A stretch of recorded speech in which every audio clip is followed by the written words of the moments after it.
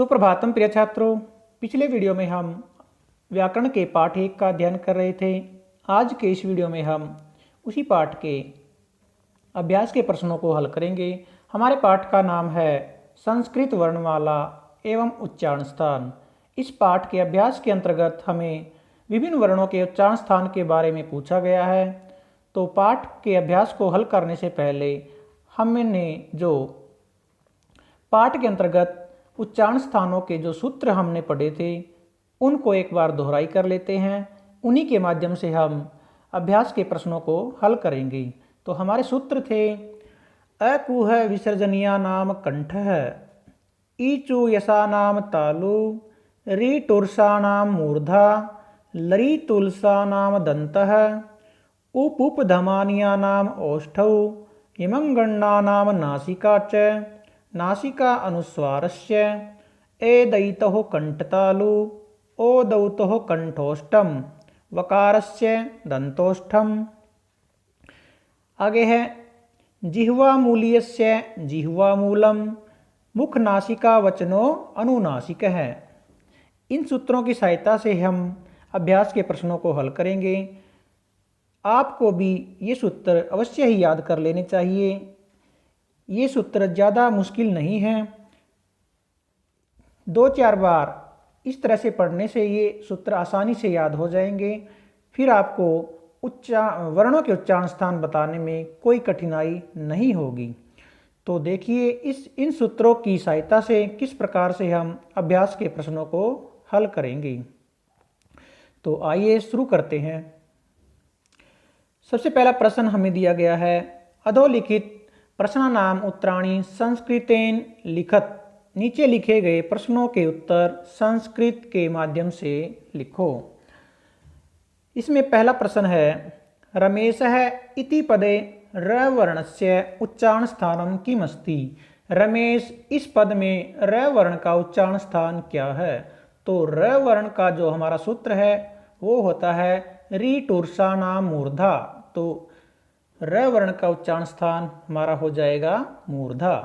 आगे है ज द भ वर्णेषु कः वर्ण दंत्य अस्ति। अर्थात ज द भ वर्णों में कौन सा वर्ण दंत्य है, अर्थात किस वर्ण का उच्चारण स्थान दंत है। तो दंत से जो वर्ण बोले जाते हैं वो है उसका सूत्र है हमारा लरी तुलसा नाम दंत है। अर्थात लरी तय वर्ग। तो यहाँ पर लरी वर्ण नहीं है। उसके बाद हम तय वर्ग से वर्ण देखेंगे। तय वर्ग से त थ द वर्ण हमारा यहाँ पर है। तो हमारा उत्तर हो जाएगा द। आगे है स श वर्णयोः कः वर्ण तालव्य अस्ति। अर्थात इन दोनों श में से किस श का उच्चारण स्थान तालु होता है। तो तालु के अंतर्गत जो स आता है वो होता है लरी तुलसा नाम दंत है। वहाँ पर हमारा ये वाला स आता है लरी तुलसा नाम दंत है। तो इस प्रश्न का उत्तर हो जाएगा हमारा ये श तालव्य शकार जो जिसे हम 21 वाला स भी बोलते हैं। आगे है क ख ग घ ङ वर्णेषु कै वर्ण नासिक्य अस्ति। तो इसके बारे में आपको पता है कि जो हमारे पांचों वर्ग हैं सभी वर्गों के अंतिम वर्णों का उच्चारण स्थान नासिका होता है। तो क ख ग घ अंग में अंतिम वर्ण ग है। तो इसलिए अंग का उच्चारण स्थान क्या हो जाएगा नासिका। तो हमारा उत्तर हो जाएगा ग। आगे है च छ ज झ य वर्णेषु कः वर्ण नासिक्य अस्ति। अर्थात इन पांचों वर्णों में कौन सा वर्ण नासिक्य है। इसी का उत्तर भी यही रहेगा कि प्रत्येक वर्ग का पंचम वर्ण यानी अंतिम वर्ण नासिका से उच्चारित होता है। तो इन पांचों वर्णों में जो अंतिम वर्ण है वो है य। तो यह हमारा सही उत्तर हो जाएगा। यह वर्ण का उच्चारण स्थान नासिका होता है। इसके अतिरिक्त जो ये अंतिम वर्ण होते हैं, इनका उच्चारण स्थान वह भी होता है जो इनके वर्ग का उच्चारण स्थान होता है। उसके बाद है लृ वर्ण से उच्चारण स्थानम किमस्ति। तो लृ का जो सूत्र है वो होता है लृ तुलसा नाम दंत है। तो लृ का उच्चारण स्थान क्या हो जाएगा? दंत। उसके बाद है ओ औ अन्यो, अन्यो उच्चारण स्थानम किमस्ति। ओ और औ का, इन दोनों का उच्चारण स्थान क्या है?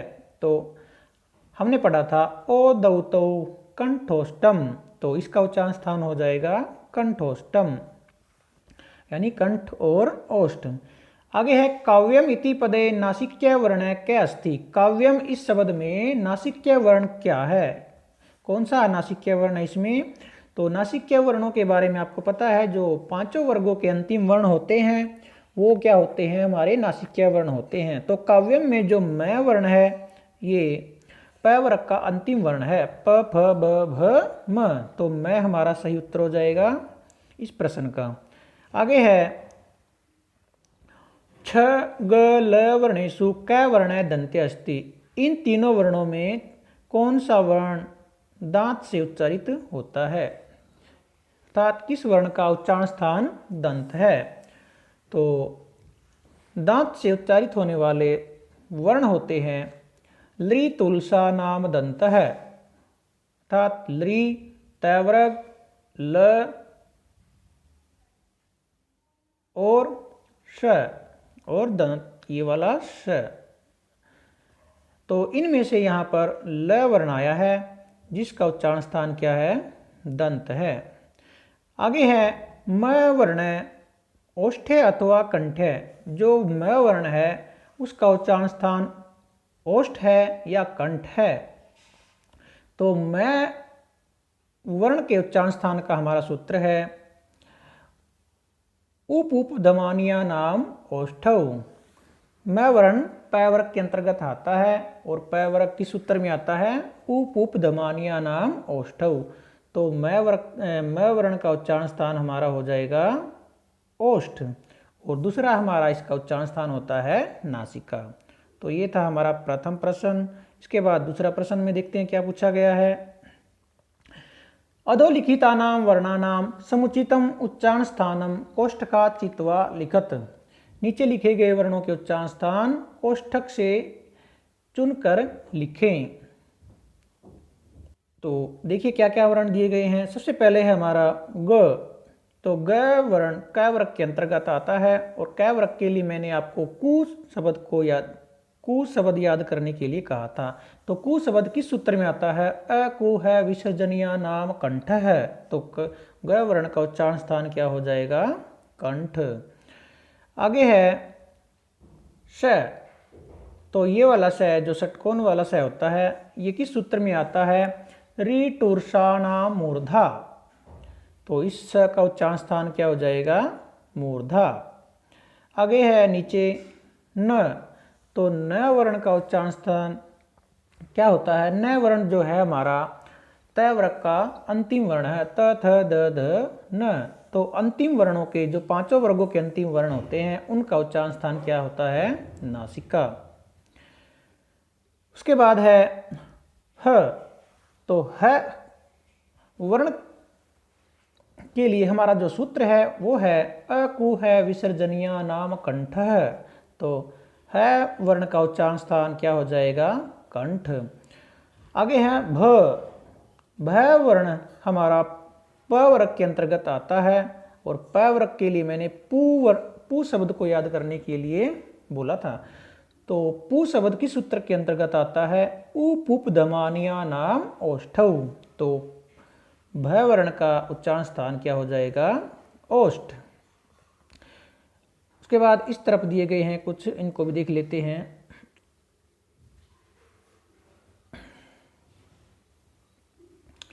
इसमें है सबसे पहले है प।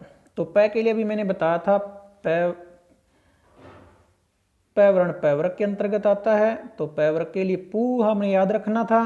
तो पू किस सूत्र में आता है हमारा? उपधमानिया नाम ओष्ठौ। तो इसका उच्चारण स्थान हो जाएगा ओष्ठ। आगे है श, स जो है ये वाला स ये आता है हमारा लृ तुलसा नाम दंतः, तो इस सूत्र में आता है, तो इस स का उच्चारण स्थान क्या हो जाएगा हमारा दंत। आगे है ई, जो ई है मैंने ह्रस्व और दीर्घ दोनों ई के लिए एक ई याद रखने के लिए बोला था, तो ई किस सूत्र में आती है हमारी ई चू यसा नाम तालु, तो ई का उच्चारण स्थान क्या हो जाएगा तालु। आगे है व के लिए एक सूत्र था अकेले व के लिए वकारस्य दंतोष्ठम, इस तरह से आप याद रखेंगे वकारस्य दंतोष्ठम, तो व का उच्चारण स्थान क्या हो जाएगा दंतोष्ठ, यानी दांत और ओष्ठ। उसके बाद है श का उच्चारण स्थान जो ये वाला स है ये आता है ई चू यशा नाम तालु, तो इसका उच्चारण स्थान हो जाएगा हमारा तालु। तो इस प्रकार हमारा ये दूसरा प्रश्न यहाँ पर कंप्लीट हो जाता है। सभी प्रश्नों को हम उन्हीं सूत्रों के माध्यम से मैं आपको हल करके दिखाऊंगा और आपको भी वे सूत्र याद कर लेने हैं। तो आगे हमारा तीसरा प्रश्न है अधोलिखित वाक्येषु उचित वर्णेन रिक्त स्थानानि पूरयत, नीचे लिखे गए वाक्यों में उचित वर्ण से रिक्त स्थान को पूरा करें। तो पहला वाक्य जो हमें दिया गया है वो है हमारा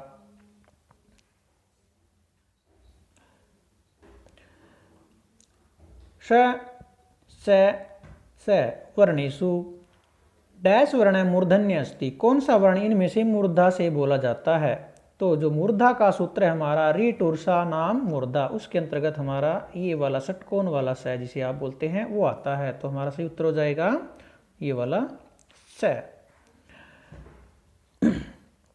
आगे है च त क वर्णेषु डैश वर्ण कंठात उच्चरित भवति, इन तीनों वर्णों में से कौन सा वर्ण कंठ से उच्चारित होता है। तो इनमें से जो है जो कंठ का हमारा सूत्र है अकु है विसर्जनीय नाम कंठ है, तो यहाँ पर क वर्ग से हमारा क वर्ण आया है, तो क वर्ण हमारा सही उत्तर हो जाएगा। आगे है कमलम इति पदे डैश वर्ण कंठ्य अस्ति, तो कमलम इस पद में कौन सा वर्ण कंठ्य है, तो कंठ्य का वही सूत्र है अकु है विसर्जनीय नाम कंठ है, तो यहाँ पर भी क वर्ग का क वर्ण आया है और क हमारा क्या हो जाएगा सही उत्तर हो जाएगा यहाँ पर जो क वर्ण। आगे है च वर्गस्य उच्चारण स्थानम डैश अस्ति, तो च वर्ग के लिए मैंने जो शब्द बताया था वो याद रखना था हमें चू, तो चू शब्द किस सूत्र में आता है ई चू यशा नाम तालु, तो च वर्ग का उच्चारण स्थान क्या हो जाएगा तालु। आगे है ल व ब वर्णेषु डैश वर्णस्य उच्चारण स्थानम दंतोष्ठम अस्ति, तो क्या कहता है ल व और ब वर्णों में डैश वर्ण का उच्चारण स्थान दंतोष्ठ है, तो दंतोष्ठ किसका उच्चारण स्थान था, दंतोष्ठ का हमारा सूत्र था वकारस्य दंतोष्ठम, तो हमारा सही उत्तर हो जाएगा व। आगे है अंतस्थ व्यंजनानि डैश सन्ति, आपको पता है अंतस्थ व्यंजन कितने होते हैं, तो अंतस्थ व्यंजन हमारे 4 होते हैं, तो क्या लिख देंगे हम यहाँ पे चत्वारी। तो जैसा कि आपको पता है अंतस्थ व्यंजन य र ल व ये 4 हमारे व्यंजन हैं, ये हमारे अंतस्थ व्यंजन होते हैं, तो यहाँ पर उनकी संख्या पूछी गई है तो हम लिख देंगे चत्वारी। आगे है ल क ह म वर्णेषु डैश वर्ण नासिक्य अस्ति, तो नासिक्य वर्ण इनमें से कौन सा है, तो आपको पता है नासिक्य वर्ण जो 5 वर्गों के अंतिम वर्ण हैं वो हमारे नासिक्य वर्ण होते हैं, तो इनमें से जो अंतिम वर्ण है वर्गों का वो है हमारा म, तो हमारा सही उत्तर हो जाएगा म। आगे ख च ट वर्णेषु डैश वर्ण से उच्चारण स्थान मूर्धा अस्ति, तो मूर्धा के लिए हमारा सूत्र था री टूर्षाणाम मूर्धा, तो यहाँ पर री हमारा नहीं आया है। उसके बाद टू मतलब ट वर्ग, तो ट वर्ग से हमारा ट वर्ण यहाँ पर आ गया है, तो ये हमारा सही उत्तर हो जाएगा ट। आगे है औ ऐ वर्णेषु डैश वर्ण कंठोष्ठ अस्ति, कंठोष्ठ के लिए हमारा सूत्र था ओदौतोः कंठोष्टम, ओदौतोः कंठोष्टम। तो उसके अंतर्गत सिर्फ ओ और औ ये दो ही वर्ण आते हैं, ओ और औ। तो यहाँ पर ओ और औ में से औ वर्ण आ गया, तो ये हमारा क्या हो जाएगा, सही उत्तर हो जाएगा। आगे पूछा गया है उष्म व्यंजनानि डैश संति, उष्म व्यंजन कितने होते हैं। तो उष्म व्यंजन हमारे कौन कौन से होते हैं, तो तीनों प्रकार के जो स है हमारे और ह, तो उष्म व्यंजन हमारे कितने होते हैं, 4, स, स और ह। तो यहाँ पर हम लिख देंगे चत्वारी, ठीक है, चत्वारी सही उत्तर हमारा हो जाएगा। हमारा अगला प्रश्न है अधोलिखित वाक्येषु शुद्धस्य अग्रे टिक शुद्धस्य अग्रे च क्रॉस इति चिह्नं लिखत। नीचे लिखे गए वाक्यों में शुद्ध वाक्य के सामने टिक का निशान लगाना है या अर्थात सही का निशान लगाना है, और अशुद्ध वाक्य के सामने गलत का निशान लगाना है अर्थात क्रॉस का निशान हमें लगाना है। तो देखिए सबसे पहला वाक्य क्या दिया गया है, अश्वः इति पदे श वर्णस्य उच्चारण स्थानम तालु अस्ति। जो ये वाला स है इसका उच्चारण स्थान बताया है कि क्या इसका उच्चारण स्थान तालु होता है। तो ये वाला स हमारा आता है ईचु यसा नाम तालु, अर्थात इसका उच्चारण स्थान तालु ही होता है। तो हमारा क्या है, ये सही उत्तर है। इसके आगे हम टिक का निशान लगा देंगे। उसके बाद है ग ज प्लस विसर्ग, अत्र ज वर्ण कंठे अस्ति। क्या इन वर्णों में जो ज वर्ण है वो कंठे वर्ण है। तो जो हमारा ज वर्ण है वो च वर्ग के अंतर्गत आता है, और च वर्ग के लिए मैंने चू शब्द को याद कराया था, और जो चू है वो किस सूत्र के अंतर्गत आता है देख लेते हैं। ई चू यशा नाम तालु, अर्थात जो ज वर्ण है इसका उच्चारण स्थान तालु है, और इन्होंने बताया है क्या इसका उच्चारण स्थान कंठ है। तो ये क्या है, हमारा गलत है। इसके सामने हम क्रॉस का निशान लगा देंगे। आगे है यह वर्ण नासिक्य न अस्ति। क्या यह वर्ण नासिक्य नहीं है। यह वर्ण हमारा च वर्ग का अंतिम वर्ण है, और जैसा कि आपने पढ़ा है सभी वर्गों के अंतिम वर्ण नासिका से भी बोले जाते हैं। तो ये हमारा क्या है, ये वाक्य क्या है हमारा गलत है, अर्थात इस जो ये वर्ण है ये नासिक्य वर्ण है, लेकिन इन्होंने क्या बोला है, यह वर्ण नासिक्य वर्ण नहीं है। तो ये वाक्य क्या है, गलत है। इसके सामने हम क्रॉस लगा देंगे, ठीक है। उसके बाद है वह वर्ण दंतोष्ठ अस्ति। क्या वह वर्ण का उच्चारण स्थान दंतोष्ठ है। तो वह के लिए हमारा सूत्र था वकारस्य दंतोष्ठम। तो ये क्या हो जाएगा हमारा सही, टिक का निशान लगा देंगे। आगे है श वर्ण मूर्धन्य अस्ति। क्या ये वाला स वर्ण है जो श दंत ये वाला श वर्ण क्या ये मूर्धन्य वर्ण है। तो मूर्धन्य वर्ण का जो सूत्र है हमारा वो है रीटूर्षाणाम मूर्धा। रीटूर्षाणाम मूर्धा उसके अंतर्गत हमारा ये वाला स आता है, ये वाला नहीं आता। तो ये वाक्य क्या हो जाएगा हमारा गलत हो जाएगा। इसके सामने क्रॉस लगा देंगे। उसके बाद है उप न वर्णेषु न वर्ण नासिक्यस्ति। क्या उप न वर्णेषु वर्णों में न वर्ण नासिक्य है। जो न वर्ण है वो नासिक्य है, अर्थात उसका उच्चारण स्थान नासिका है। तो न क्या है, न हमारा त थ द द न, अर्थात त वर्ग का अंतिम वर्ण है। और जैसा कि आपको पता है सभी वर्गों के अंतिम वर्ण नासिक्य होते हैं। तो ये हमारा क्या हो जाएगा, राइट आंसर हो जाएगा, अर्थात ये वाक्य हमारा सत्य है। इसके सामने टिक लगा देंगे। आगे है घ वर्णस्य उच्चारण स्थानम कंठे न अस्ति। क्या घ वर्ण का उच्चारण स्थान कंठ नहीं है। तो आपको कैसे पता करना है, घ वर्ण हमारा क ख ग घ क वर्ग के अंतर्गत आता है, और कै के लिए मैंने कु शब्द को याद कराया था, और कु किस सूत्र में आता है, अ कु है विसर्जनिया नाम कंठ है। तो क वर्ग का उच्चारण स्थान क्या है, कंठ है, और तो इसलिए घ का भी उच्चारण स्थान क्या हुआ, कंठ हुआ। तो ये वाक्य हमारा गलत है, क्योंकि इन्होंने क्या कहा है, घ वर्ण का उच्चारण स्थान कंठ नहीं है, तो घ वर्ण का उच्चारण स्थान तो कंठ है, तो इसलिए वाक्य क्या हो जाएगा हमारा, गलत है। तो इसके सामने हमने क्रॉस का निशान लगाना। आगे है ऋषि। ऋषि इति पदे ई वर्णस्य उच्चारण स्थानम तालु अस्ति। क्या ऋषि पद में ई वर्ण का उच्चारण स्थान तालु है? तो आइए पहले पता करते हैं कैसे, कि ई के लिए जो सूत्र है हमारा वो है ई चु यसा नाम तालु। तो ई वर्ण का उच्चारण स्थान तो तालु है, तो ये वाक्य क्या है हमारा, राइट है। इसके हाथ सामने हम टिक का निशान लगाएंगे। आगे कहता है श वर्ण दंत्यस्ति। श इति वर्ण दंत्यस्ति। क्या श वर्ण दंत्य है? जो ये वाला स है इसके लिए हमारा सूत्र है ऋटुर्षाणाम मूर्धा। तो इस स का उच्चारण स्थान मूर्धा है, इन्होंने क्या बताया है, दंत, तो ये क्या हो जाएगा हमारा, क्रॉस। ठीक है।